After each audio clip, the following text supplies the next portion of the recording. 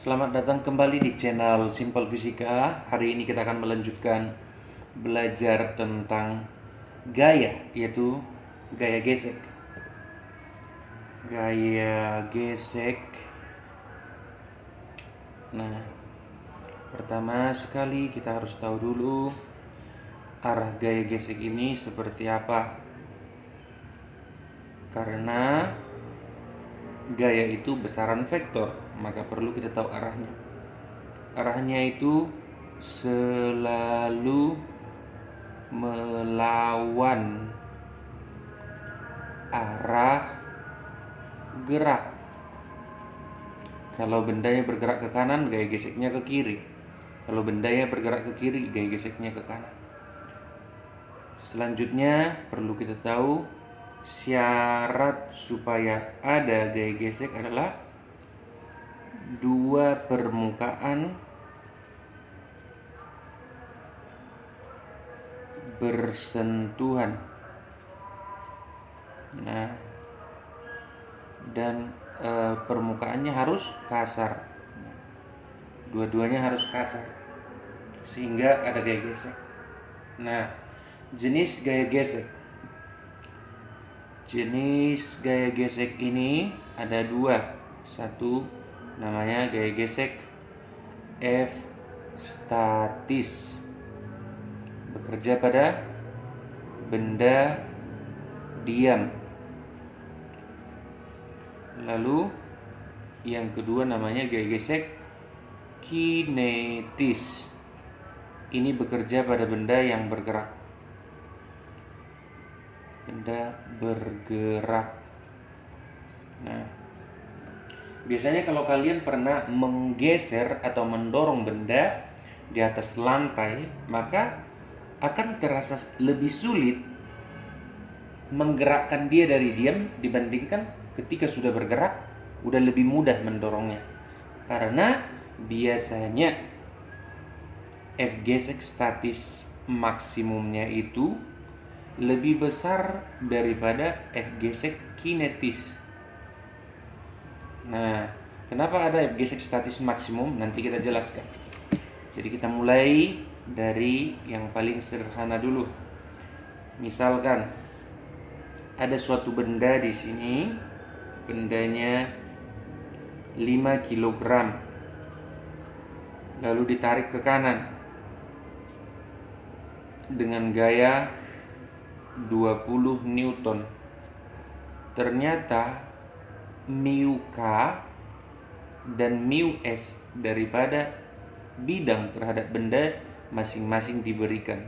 Mu K nilainya sebesar 0,6, mu S diberikan 0,4. Nah, apa itu mu K, apa itu mu S? Mu K itu namanya koefisien gesek kinetis dan mu S koefisien gesek statis. Oh, ini terbalik. Ini 0,4, yang ini 0,6 ya. Nah, karena selalu mu S-nya lebih besar. Tuh, 0,4 dan 0,6. Apakah rumus gaya gesek statis maksimum? Rumusnya adalah mu S dikali gaya normal. Lalu gaya gesek kinetis mu K dikali gaya normal. Nah, sekarang mari kita lihat. Gaya normal seperti yang sudah kita pelajari sebelumnya, arahnya ke atas, N pasti sama dengan W, karena di sini tidak ada gaya luar yang lain sepanjang sumbu tegak lurus. Nah, maka pertama sekali hitung dulu gaya normal. Gaya normalnya sama dengan W, yaitu M kali G sebesar 50 Newton. Lalu hitung dulu F gesek statis maksimumnya.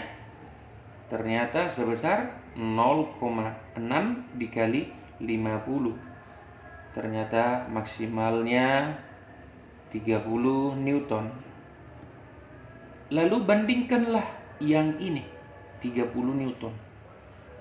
30 Newton artinya lantainya sanggup menahan benda ini sampai di gaya 30 Newton.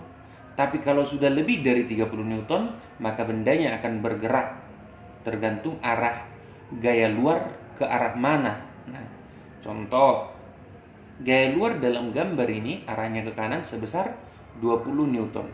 Apakah 20 Newton sudah cukup menggerakkan atau mengimbangi yang 30 Newton? Ternyata tidak.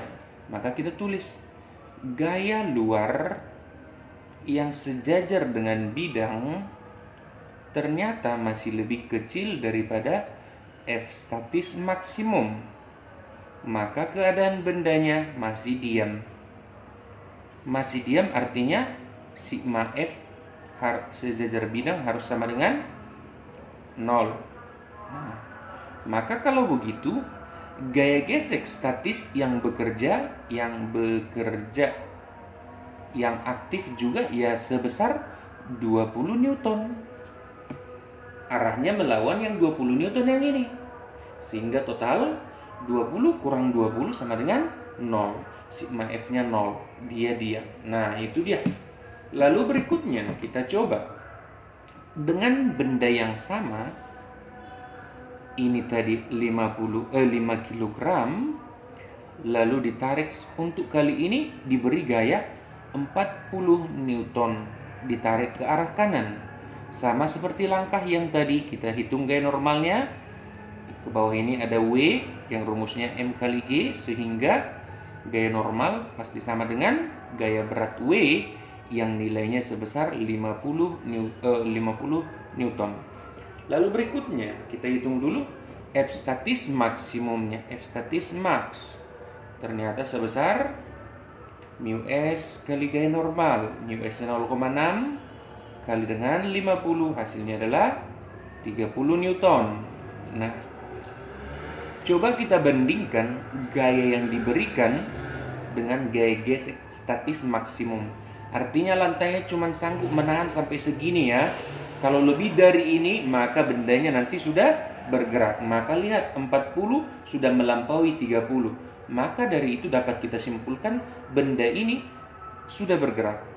Kita tulis F sejajar bidang, F luar yang sejajar bidang, nah, lebih besar daripada F statis maksimum. Maka bisa kita simpulkan sistem sudah bergerak. Kalau bergerak sigma F-nya tidak lagi 0. Nah, kalau begitu bisa kita tahu bahwa gaya gesek yang bekerja adalah F gesek yang bekerja adalah F kinetis yang rumusnya mu K dikali dengan gaya normal. Nah, mu K-nya tadi adalah sebesar 0,4 dikali dengan 50, hasilnya adalah 20 Newton. Nah, gaya geseknya 20 Newton, tarikan ke kanan 40 Newton, maka nanti bisa dihitung percepatannya. Untuk selanjutnya kita akan bahas tentang sigma F sama dengan M kali A. Nah, nanti untuk yang ini bisa dihitung percepatannya. Tarikan ke kanan, kurangin dengan gaya gesek, lalu dapat A-nya. Nah, itu dia. Sampai di sini dulu video kali ini. Terima kasih sudah menonton. Jangan lupa like, comment, dan share ke teman-teman kalian supaya semakin banyak lagi orang yang mendapatkan manfaat daripada video ini. Terima kasih. Sampai ketemu di video selanjutnya.